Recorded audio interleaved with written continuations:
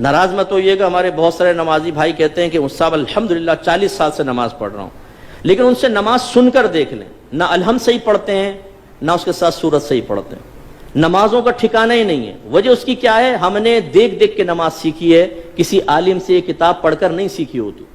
ہم مسجد میں آتے ہیں ایک یوں تکبیر لگا،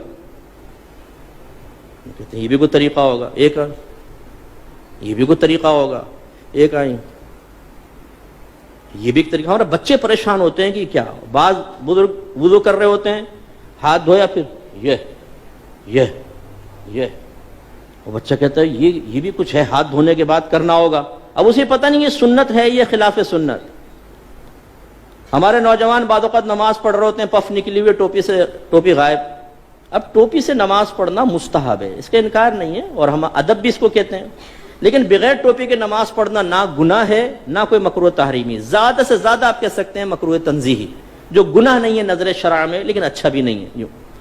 اب ہمارے کئی لوگوں کو دیکھا وہ نماز پڑھ رہے ہیں، ٹوپی لی اس کے سر پہ اور پھر جمائیں گے اس کو تھوڑا سا نا تاکہ اچھی طرح وہ اپنی جگہ بنا لے، لیکن اس کے بال بھی ایسے آوارہ گرد اور ایسے دشمن ہوتے ہیں، بولتے خبردار جو ٹوپی ٹکی سر پہ، وہ رکوع میں جاتا ہے ٹوپی پہلے سجدے میں۔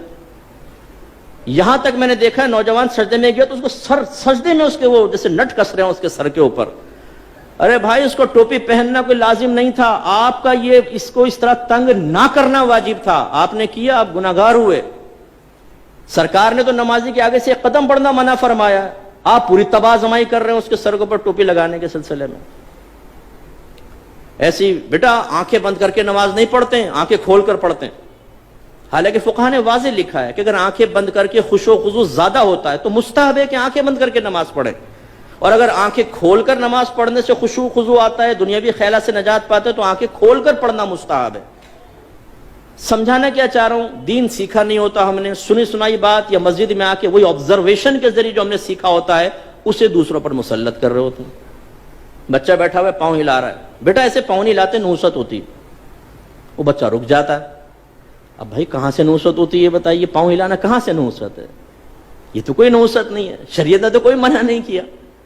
لیکن وہی بچہ اگر فجر کی نماز چھوڑ رہا ہو تو اس کو اتنی سختی سے نہیں سمجھائیں گے نا، بچہ تھکا آ رہا ہے، رات میں سو گیا، کوئی بات، پوری رات محفل نعت میں شرکت کر کے سنی ٹناٹن قطعی جنتی نعت خانوں کی زبان پر فجر کی نماز چھوڑ رہا ہوتا ہے نا، نہ جماعت سے نماز پڑھے گا نہ فرض پڑھے گا، 4 بجے تک محفل ہوئی ہے، اس کے بعد اسکوٹر گھمایا، آ کے بستر پر سو گئے، مؤذن کہہ رہا حی علی الصلاۃ حی علی الفلاح، اور وہ تصوراتی اور خوابی دنیا سے جواب دے رہا ہے کہ حضور نعت خوانی میں شرکت کر تو لیے، جنتی ہو تو چکا ہوں، بلا حساب و کتاب تو ہم جنت میں چلے جائیں گے۔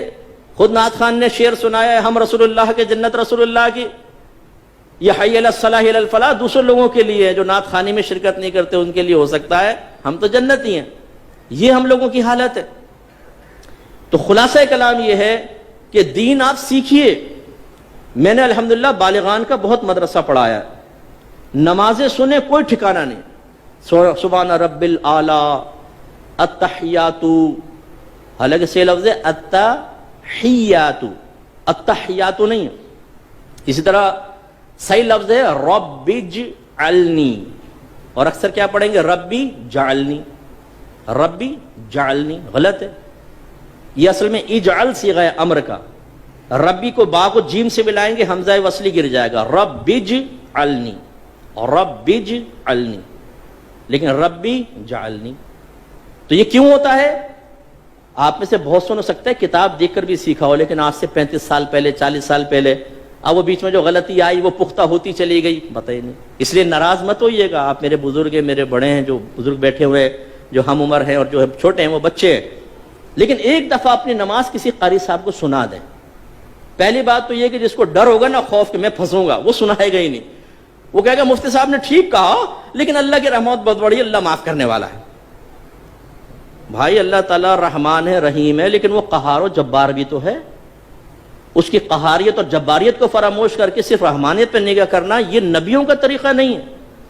وہ وصف نبوت حاصل کرنے کے باوجود، صحابہ کرام وصف صحابیت حاصل کرنے کے باوجود ڈرتے رہے اپنے رب سے، وہ رحمت کا یقین بھی رکھتے تھے اور اللہ کے عذاب سے بھی خوفزدہ رہتے تھے۔ یہ ایک مومن کی شان ہے۔